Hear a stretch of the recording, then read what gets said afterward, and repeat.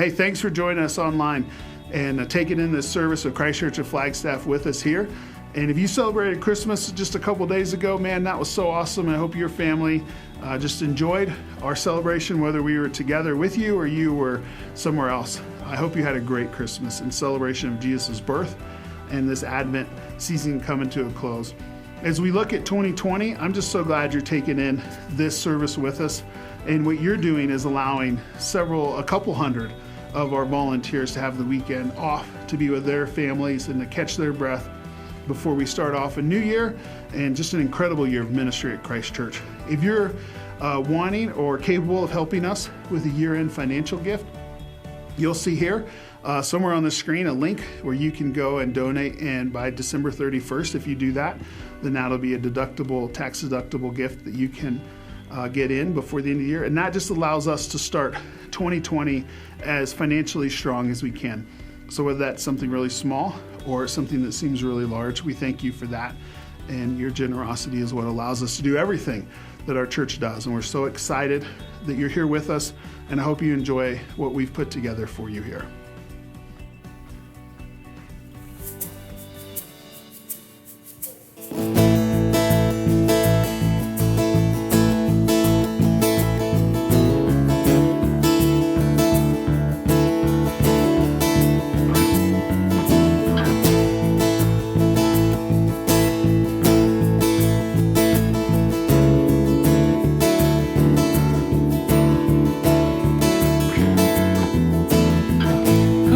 The power of sin and darkness, whose love is mighty, so much stronger, the King of glory, the King above all kings, who shakes the holy thunder, leaves us breathless, no wonder, the King of glory, the King above all kings. This is amazing grace. This is unfailing love, that you would take my place.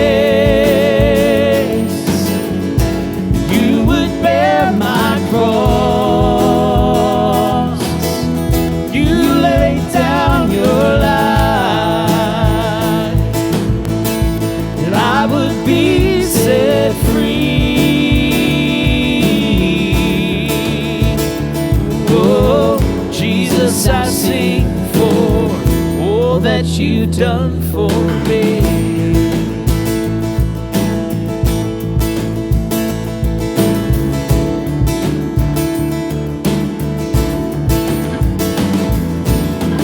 Who brings our chaos back into order? Who makes the orphan a son and daughter? The King of glory, King of glory, who rules the nations with truth and justice, shines like the sun in all of its brilliance. The King of glory, the King above all kings. Yeah, this is amazing grace. This is unfailing love, that you would take my place, that you would bear my cross. You laid down your life, that I would be set free.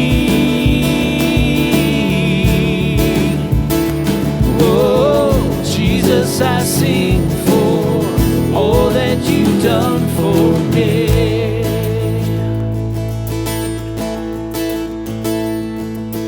Worthy is the Lamb who was slain,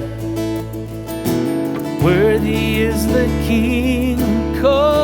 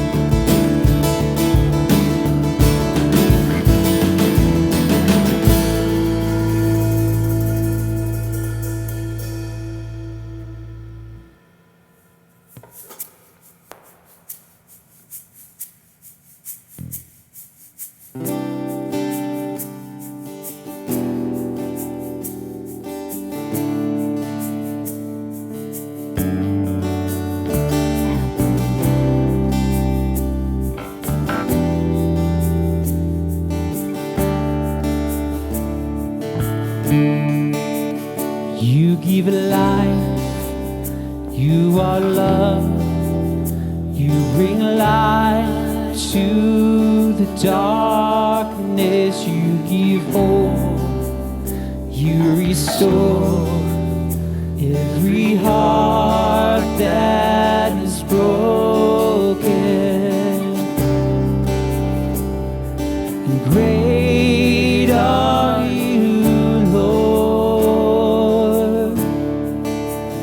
It's your breath in our lungs, so we pour out our praise. We pour out our praise. It's your breath in our lungs, so we pour out our praise to you only.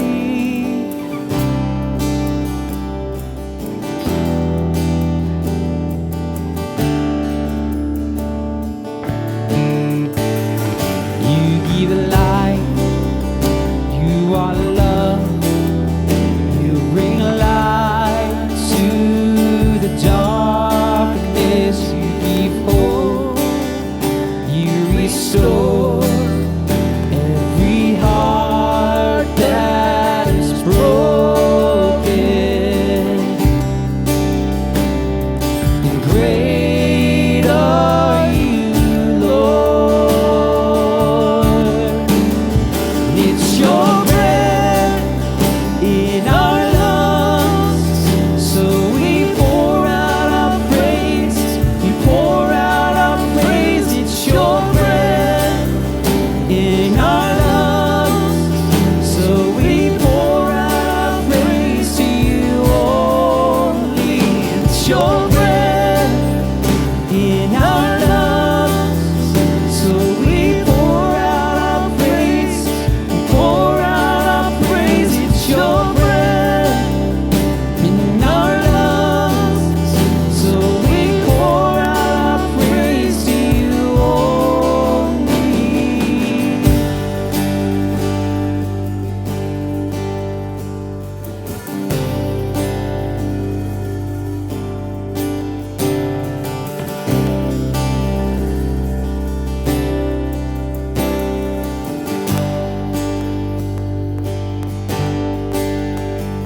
And all the earth will shout your praise. Our hearts will cry, these bones will sing. Great are you, Lord. And all the earth will shout your praise. Our hearts will cry, these bones will sing. Great are you, Lord. And all the earth will shout your praise. Our hearts will cry, these bones will sing. Great are you, Lord. And it's your breath in our lungs, so we pour out our praise. We pour out our praise. It's your breath in our lungs, so we pour out our praise to you only. It's your breath in our lungs, so we pour out our praise. We pour out our praise. It's your breath in our lungs, so we pour out our praise to you only. And great are you, Lord.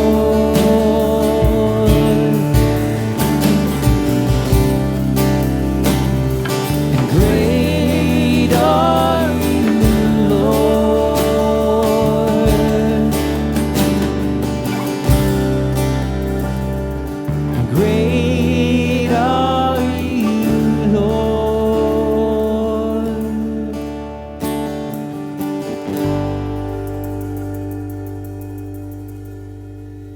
All right, guys, if the kids aren't sitting on the sofa watching the service with you, it is time to press pause and go get them. Tell them to put the toys down for a minute. This next section is for the family. I'll wait.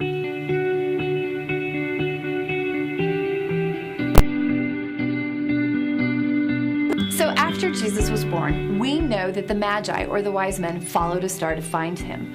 We know this because in Matthew chapter 2, it talks about how the wise men, the Magi, showed up in King Herod's court wanting to find the baby so that they could worship him. Now, I have a question for you. Have you ever laid down outside and looked up at the night sky and seen all of the things that God has created for our eyes to enjoy? He's made planets and moons and stars. In fact, scientists actually think that there are as many stars in the skies as there are grains of sand on our beaches. So that means if you took a handful of sand, they say that's about 10,000 grains of sand. Could you imagine how many trillions upon trillions of stars there are in our universe? Now here's the crazier thing.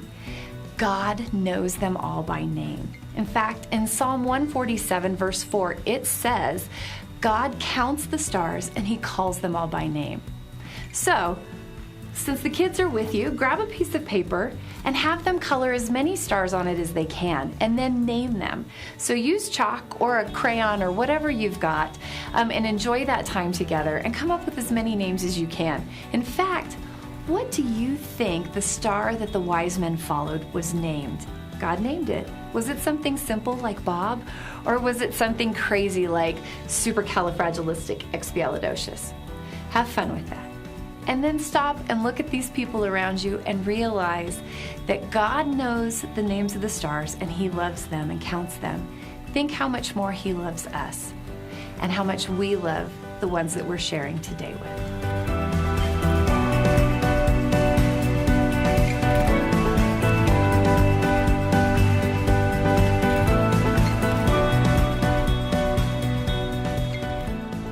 Hey everybody, Merry Christmas. I hope whether you're out and about this weekend or just hanging out at the house, that Jesus has met you there in a special way. Have you started taking down your Christmas decorations yet? It's kind of a weird thing. If you're like me, more accurately, if your spouse is like mine, this is the time of year where Christmas decorations start to come down. There's that gap in between Christmas and New Year's where you've got a little space, you're not working, the relatives have left town, and you start just little by little to tear it down. That's a weird experience, you know? The glitz and glamour of Christmas has sort of faded away, and in its place this Christmas funk sort of descends like a fog. And it just slows everything down. And I don't know why I get this way, but I don't know if it's the whirring of the vacuum or the background noise of all the kids being home or the repetitive nature of removing an ornament and packing it away. I just start to think about the last year, 2019, how it went. And then I start to think about the next year, 2020, and how I want it to go. You know, a couple of weeks ago, I had a really, really rough week. A couple months ago, my wife and I, we moved from Florida. My wife and my daughter, we moved from Florida, and we love it here. We're so excited to be in Arizona and to be a part of what CCUF is doing, what Jesus is doing here in this community. But a couple of weeks ago, I had a really rough week. I love it here, but I've got a lot of friends there, and it just seemed like everywhere I went and everything I did and something I saw would remind me of the people there, and I was just kind of heartbroken and heavy-hearted. And the truth is, I am a red-blooded American male. That's how I was trained. And if you think about sort of these ancient centers of intelligence, right, like the head, the center of thinking, the heart, the center of feeling, and the hands as the center of doing, I would rank them for myself, just the way God put me together, is doing, thinking, and then at the very bottom would be feeling. I am not a good feeler. And so this week was pretty tough for me because I'm feeling these things all the while still trying to deny that feelings are legitimate. And I found this reluctance to talk about it, to share it, especially with my wife, my best friend. Because I didn't want to bother her. And to be honest with you, I didn't want to be vulnerable either. I didn't want to be seen as weak.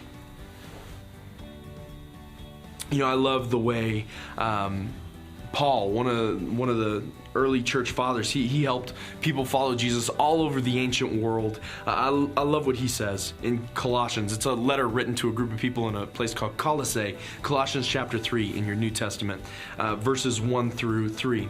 Since you have been raised to new life with Christ, set your sights on the reality of heaven, where Christ sits in the place of honor at God's right hand.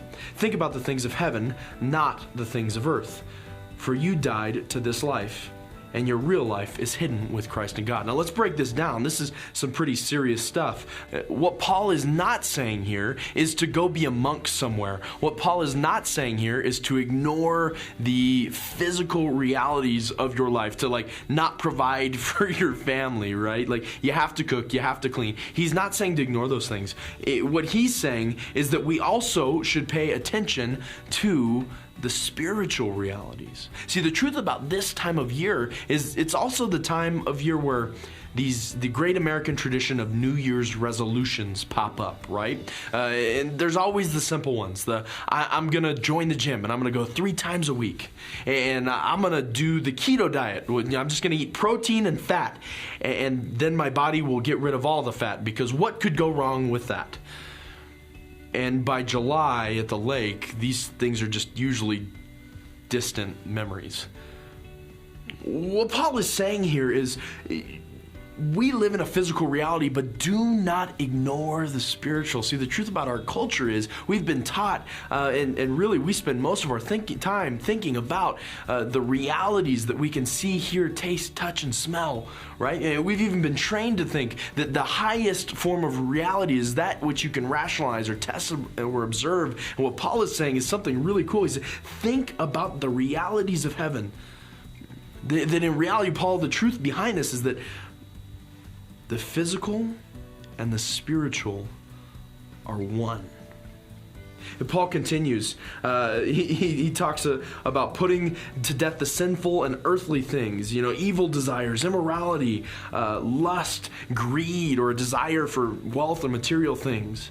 He says, let these things die. And then he says this, I love this, verse 10 of Colossians 3. Put on your new nature and be renewed as you learn to know your Creator and become like Him.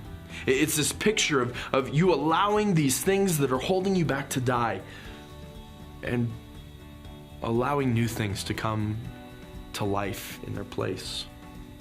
This is kind of his closing thought in the paragraph, verse 12. Since God chose you to be the holy people He loves, you must clothe yourselves with tender-hearted mercy, kindness, humility, gentleness, and patience. Even the guys, tender-hearted mercy, kindness, humility, gentleness, and patience. Make allowances for each other's faults and forgive anyone who offends you. Remember, the Lord forgave you, and so you must forgive others. Above all, clothe yourself with love, which binds us all together in perfect harmony. And let the peace that comes from Christ rule in your hearts. See, what Paul is saying here is not that we always need to pay attention to the spiritual, but that we need to see the physical and the spiritual as integrated. We need to see our physical lives as totally integrated with our spirit. See, if you were to make a New Year's resolution, what would it be about? Would it just be about your body, about your time habits? Would it be about, whether or not you need to go on a date night? Or are you thinking and beginning to take on a new way of doing things where the physical is also spiritual? See, the truth of the matter is, my resistance to being vulnerable holds me back. Here's what I've learned over the last couple of weeks is that my willingness to be vulnerable with the people that God has put in my life keeps my heart in a place where it's fooled into thinking that I am independent, that I am the highest reality. It keeps me from a place of thinking that I don't need God. See, the next day after I realized this, I went to my wife. I said, I'm so sorry. I've had a horrible week, and I wish I'd have told you about it. I need help. See, one of my goals for 2020, or call it resolution, call it whatever you like, is just to be honest about how I'm feeling. It's to be vulnerable about what I need emotionally with the people I'm close with. Because in those moments, God shapes my soul. Let me ask you, where are you going in 2020? Do you have a plan? Is it just to get in shape or to eat better? Or is there something Jesus is calling you into? See, the reason we as pastor design things at the church, like giving or serving, is because we tried to simplify an experience that is physical, that will allow you to strip away sort of the delusion that you could do something physically without doing it spiritually.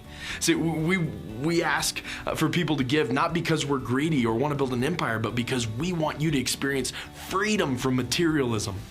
The joy of giving.